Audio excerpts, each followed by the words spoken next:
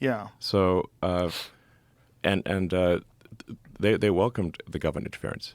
The government, they got paid by the government for it. That's crazy. They yes. got paid for their time, correct? Yeah, they got Is that paid how it millions of worked? dollars for suppressing information. So it's like billed and time. a bunch of it was like flat out illegal. Like the FBI had this sort of magic portal into the Twitter system, but all of the communication in that in this portal was auto deleted after 2 weeks, which breaks federal FOIA laws. So we don't even know what was said because it was all deleted after 2 weeks. That's insane. Yeah.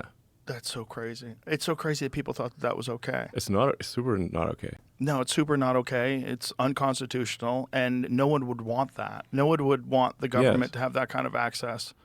Exactly. And what was the blowback like when all that stuff got released? Like, you had to anticipate that there was going to be problems when you released that. Like, what happened? Well, we got we did lose a lot of advertising dollars, Which is crazy because it's essentially like one of the most important forms of journalism is exposing government corruption.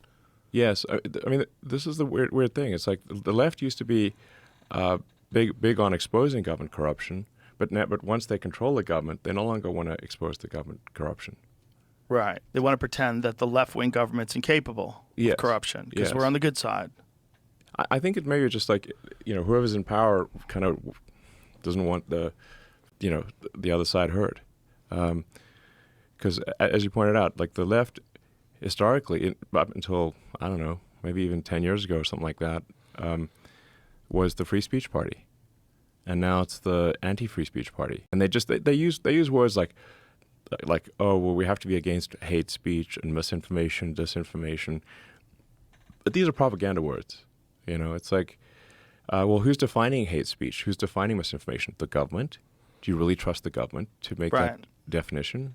The whole point of the First Amendment is like, you do not trust the government, especially when they're wrong. Yes, and there's no repercussions. Yes, yeah, like with the whole lab leak theory. If you would get kicked off of YouTube if you even presented this argument that, hey, maybe that coronavirus lab where they're doing work on the exact same virus that got released. Yep. Hey, maybe that's where it came from since that's where the virus started. What do you think, guys? Yeah.